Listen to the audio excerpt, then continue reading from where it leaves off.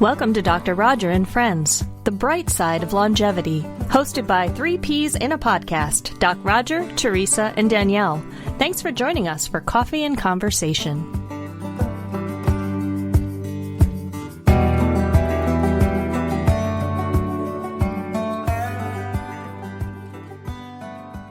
Welcome to part 2 of A Little Help from My Friends, How Loneliness Impacts Our Health and Creative Approaches to Combat It. And today, we'll dive in deeper to those very creative approaches. We're glad you're with us.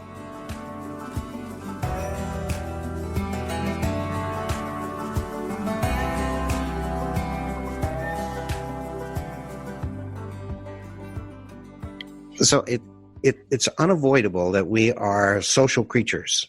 We are herd animals. We absolutely need to be together. But there are times when we're not going to be. And in the current world, that can be a huge burden made worse by our own thoughts, as we've been talking about.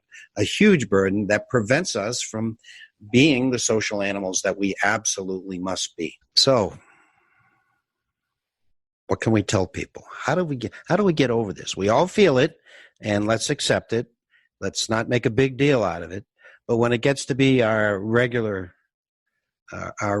emotion, I think we know we got to, maybe we can give people a metaphorical boot in the pants with some other recommendations. And when we talked about social connection, I said, if you want to be a rock star, attract people, be a people magnet, and therefore be less likely to have loneliness or be lonely, I think if you just care about the other person, have compassion and empathy for what they may be going through, and perhaps listening rather than just being present when they share that sort of thing. You know, I'm of the mind that women live longer because they tend to share more than men, and that's one of the major reasons I think that they do. You know, I also talk about forgiveness. You know, you can get wrapped around your head and your negative feelings towards someone, or keep focusing on a negative thing that happened in the past with them, and that's a barrier. And then I like that one, you know, it's just so hard. I know I struggle with it, and that is give up the need to be right, because who wants to be connected with someone who always needs to be right? It's not fun, and therefore that person can very well end up right and lonely. So true. That's such a good one. It's one of my favorites, I think. You know, there's a concept called social narcissism, and it's not the same thing as being a narcissist in general. It's more of a conversational narcissist, where enough about me, let's now talk about me kind of a person who's not showing genuine interest in another person. And I think they are probably very likely to be lonely. I think a lot of people do this without realizing it. And so I think that the key is to show genuine interest in another person, ask them good questions, and wait for a response, and really listen and make it about them. I think that really helps us connect with other people.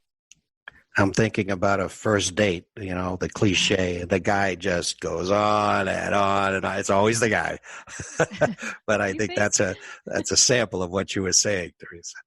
Yeah, there's some neat approaches popping up across the country. Just one example are men's sheds. So because for men to connect socially is so important, as we know, and we can stereotype and say they're less likely to do so.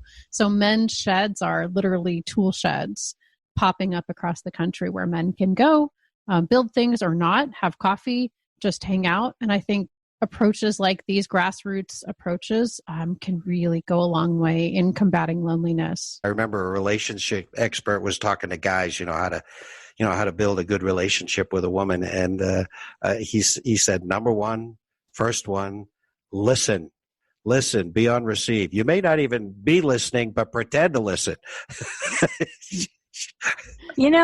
And I'm actually going to defend men, Roger. Good. Men and women. Doesn't happen often. I don't think people always do this intentionally. So if you tell me a story of something bad that happened, the thing that people tend to do is, oh yeah, I had something similar. And it almost seems like a one-upmanship. Even if the person doesn't intend it to be that way, they could very well have the intention of, I'm trying to show you I relate to you, So it's kind of finding the balance of I resonate with you, I understand, but yet giving somebody space so there's that give and take. Yeah, that happens so much with grief, and grief is not a contest. Let it be about that person. End of story. Yeah. That sounds like tremendous advice in a nutshell, isn't it? If you don't want to be lonely, you want to be connected to others, listen, really connect with them, really put yourself in their shoes. That definitely is dynamite prescription. Absolutely. You know, Roger, you were talking about compassion, and it was interesting. There was a study done several years ago where they had people do loving kindness meditation versus a mindful meditation. And if you don't know, a loving kindness meditation or a metta meditation is basically where you sit and you reflect, may I be happy, may you be happy, and you extend this to people you care about and even people you don't like very much. And when they did that for 3 days a week, 15 to 20 minutes, about an hour a week for 6 weeks, they measured all these conditions in their body, and they found that the pro-inflammatory genes were less.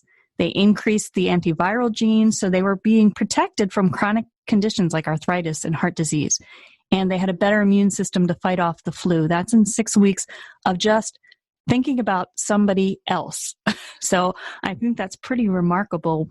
As far as if you volunteer or participate in random acts of kindness, that can go a long way to make not only you healthier, but to feel less lonely and more connected.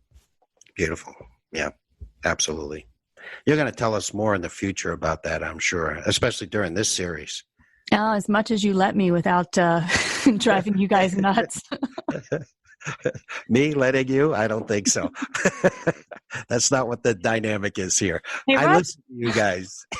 Roger, I heard you use a term the other day I have never heard. Social media sniping. What is that? Well, I'm not a big one, but I deal with people who are on social media, Facebook and Twitter and all that, and I certainly hear about it. And that is that since you are not facing someone, there's always a reluctance when you're looking someone eye to eye to tell them that you don't like them and that they're a failure and a loser.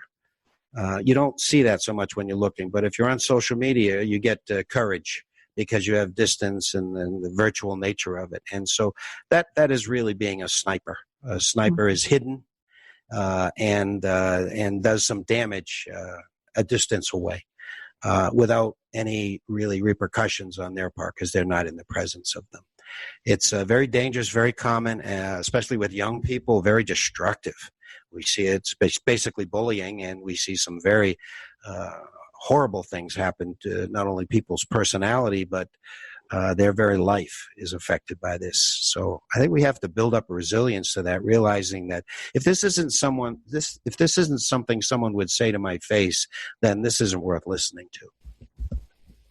Good advice. And while technology can help us be more lonely, it can also facilitate human connection. We've talked about meetup.com and there's some other websites that simply help you find friends and make new friends. So lots happening out there for the good. Yeah, I thought it was really, really interesting in our research for this podcast. We know about meetup.com. That's pretty popular, but there's Bumble, BFF, and Friend Match, and I just thought that was fascinating. So, there's all these dating sites for romantic connections, but what if you move into an area and you just want a buddy to go work out, or, you're going to an event and you don't want to go by yourself? So I just think there are some interesting opportunities where technology can be to our benefit. Yeah, let's use it in a positive way. Absolutely. And we get a kites in it, right? If you've been lonely, you lose confidence in your ability to interact with others. It doesn't take very long. And so as you listen to this and say, okay, I don't want to be sick. I don't want to be lonely anymore. But woo, this is tough. Small steps, very, very small steps. If it's just to start texting a friend and have that lead, as earlier mentioned, just to a cup of coffee. It doesn't have to be a commitment for a day or two or a trip or whatever. It's just a few words in the presence of another person is a major beginning. You can start not in their presence, but have it lead to being in their presence. That's huge. Kaizen always is helpful. Just small steps, and that will, by definition, well, at least by experience, lead to where I think you can be a much healthier relationship and engaged with others. Absolutely. Maybe go to TED.com for some big dose of inspiration. Lots of great TED Talks out there on this topic. Maybe start a gratitude journal. Just easy, simple, Kaizen-like steps to get started. That's very powerful. I agree. The gratitude journal, it changes people's outlook for their entire day, rather than starting with a "oh, woe is me" journal. And that's a recommendation from a number of positive psychologists. Send a text message, a gratitude email to somebody who did something for you, or even just a message saying, I've done this with friends I haven't talked to in months, and I've been so busy. I'll send them an email that says, I have nothing to update. I just want to let you know I was thinking about you. And usually it'll come back and say, I was feeling kind of down today, and your email just picked me right back up. So just looking for those simple Kaizen ways to connect with people, sending out the little text, a little email, talking with a stranger at the grocery store. I get into great conversations while I'm waiting in line at the grocery store, and you don't even realize you're waiting for 10 minutes. So, it's a good way to connect. Powerful stuff. I think it really boils down for when you're to be in the presence of people and have it be more about them than you. That's a magical formula also, and that will lead to magnificent things and like-minded people who want to hear about you, and so you'll get to talk. But I think the fundamental thing is to approach an interaction and a relationship as about the other person. Thank you for joining us for part 2 of this series, I Get By with a Little Help from My Friends. In part 3, we'll discuss tips for staying socially connected in a time of COVID. Thanks for joining us. You've been listening to Dr. Roger and Friends, The Bright Side of Longevity. If you like the show, please rate and review, and be sure to click to follow.